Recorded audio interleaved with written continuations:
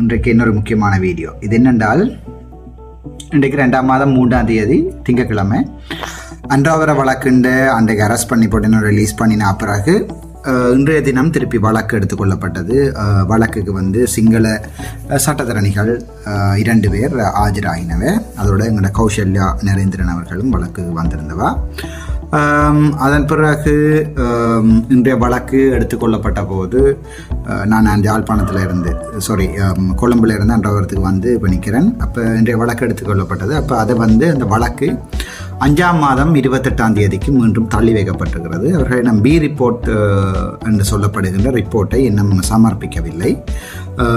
அதாவது விசாரணைகள் முடிந்து அதன் பிறகு இந்த குற்றப்பத்திரிகை இன்னும் தாக்கல் செய்யவில்லை. அந்த குற்றப்பத்திரிகை அவர்கள் தாக்கல் செய்யும் பட்சத்தில் 5ஆம் மாதம் 28ஆம் தேதிக்கு அந்த வழக்கு தள்ளி போயிருக்கிறது. அதுதான் உண்மை. ஆனால் அதற்காக நாங்கள் ஒரு பாராளுமன்ற உறுப்பினரை அங்கேயும் இங்கேயும் இழுத்தடிக்கின்ற ஒரு செயற்பாடு தான் இடங்களில் நடக்கிறது. அது சம்பந்தமாக நான் நினைக்கிறேன் வருகின்ற பாராளுமன்ற அமர்விலே விடிய கிழமை, அதாவது 5ஆம் மாதம் 5ஆம் தேதி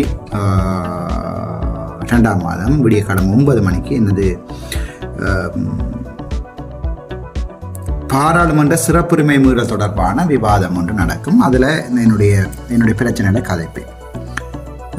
அது தவிரவும் அந்த வழக்கு சம்பந்தமாக நாங்கள் போயிருந்த போது முக்கியமான இன்னொரு விடயம் என்று சொல்லணும். கௌசல்யா அவர்கள் சட்டத்திறனிகளுடைய குழாமிலே உட்கார்ந்திருந்தார். நான் மக்களுடைய பக்கத்தில் உட்கார்ந்திருந்தேன். அப்போது வெளியாள வரைக்குள்ள கனக லோயஸ் எங்களுடன் கதைத்தார்கள். அன்றாரத்தில் இருக்கிற கனக லோயஸ் என்னோட கதை, எல்லாருமே சிங்கள லோயஸ் கதைத்தார்கள். சிங்கள மக்கள் கதைத்தார்கள்.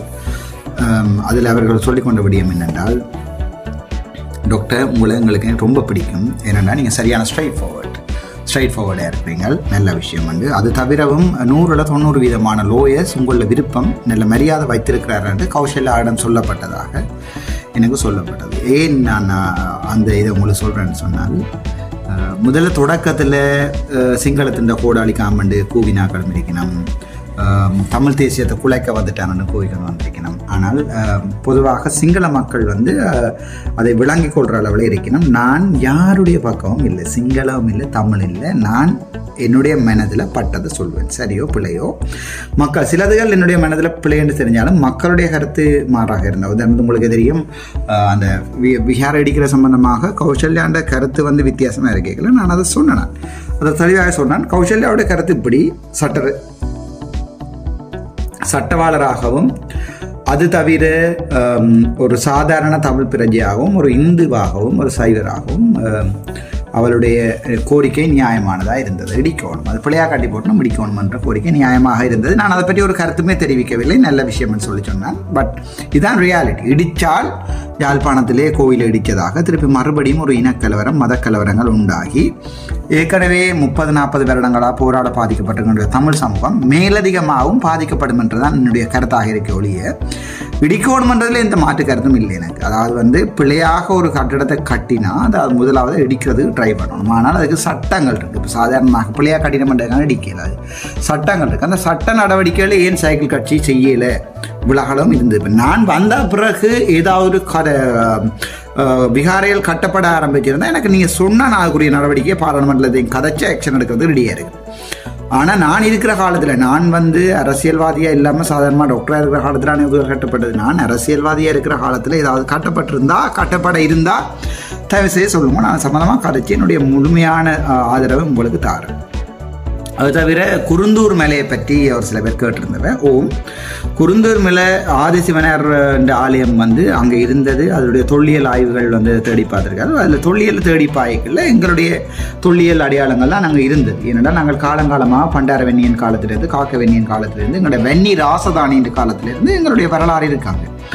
ஆனால் அது வரலாற்றை அவர்கள் தொல்லியல் என்ற பேரில் மரப்பினமாக இருந்தாலும் அது சம்பந்தமாக கலைக்கிறது ரெடியாக இருக்கேன். நான் அதுக்காக போய் ஏற்கனவே தரப்பாடை கட்டி போட்டு போலீஸ்காரன் மாதிரி ஆடு நான் அவன் அடிக்கிற மாதிரியே நான் அடிவன்ற மாதிரி கத்துற மாதிரி மேடுன்னு சொல்லி வீடியோ எடுக்கிறதுக்கு சைக்கிள் கட்சி அளவுக்கு நான் கேவலமான அல்ல.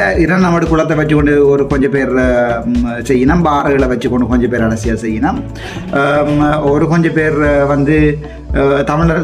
தமிழரசு கட்சிகளை வழக்குகள் போட்டு அரசியல் செய்யணும். அப்படி இல்லாமல் நான் மக்களுடைய அரசியலை காய்ச்சி கொண்டு கேட்பேன்.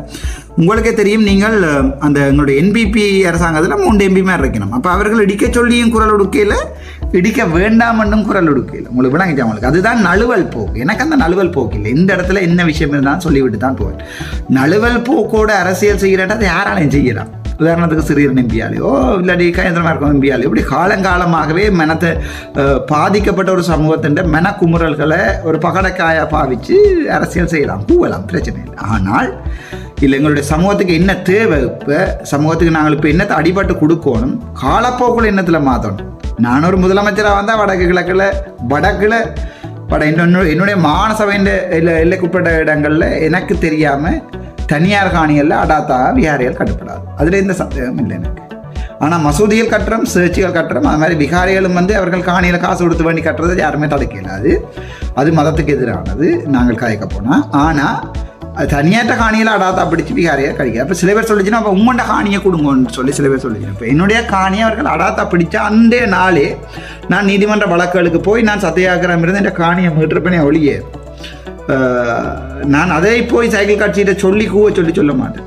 இப்போ அவர்கள்ட்ட என்ன பிரச்சனை சொன்னால் அவர்கள் கூவின விடயத்துக்குரிய காலம் எழும்பி கூறுறது சேவல் சூரியனை பார்த்து. இப்போ சூரியன்லாம் போயிடுச்சு கூவுறது எங்கே இப்போ எந்த பக்கம் பார்த்து கூறன்னு தெரியாமல் இப்போ இருட்டுக்கு இருந்து கூவ வேண்டிய எல்லாமே வந்துட்டு. அதான் பார்த்தீங்கன்னா தெரியும், ஒரு வீடியோ போட்டிருக்கேன். சுவாசன் நான் கூவி கொண்டிருக்கேன் காருக்குள்ள இருந்து. நான் ஒரு இனத்தின் கோடாளி காம்பன்னு சொல்லி. இனத்தின் கோடாளி காம்பன்றது நான் அபிவிருத்தி பற்றி காய்க்கல. என்னுடைய அரசியலில் தேசியம் தான் உயிர் மூச்சு, அதில் எந்த சந்தேகம் இல்லை. தேசியத்தை வேண்டதுக்குரிய வழி ஒன்று இருக்கு, தேசிய பாதையில் போகிறதுக்கு ஒரு வழி ஒன்று இருக்குது. சும்மா கூவணுமன்றதுக்காண்டி கூவி தேசியம் வராது.